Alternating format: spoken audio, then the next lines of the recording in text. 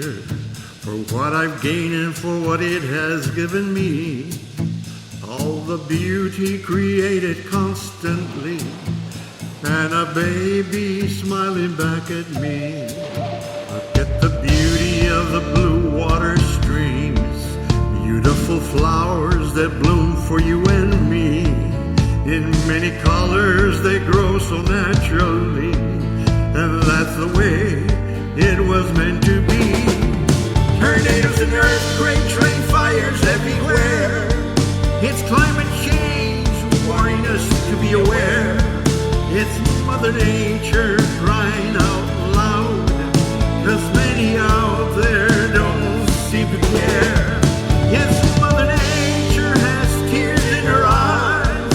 We better wake up and start to realize Mother Nature has tears in her eyes, 'cause man is destroying paradise.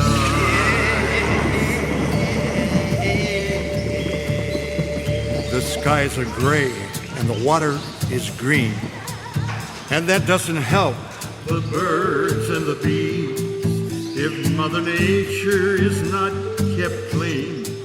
But climate change will destroy everything. Wake up and listen before it's too late. We've got to take care, for goodness sakes.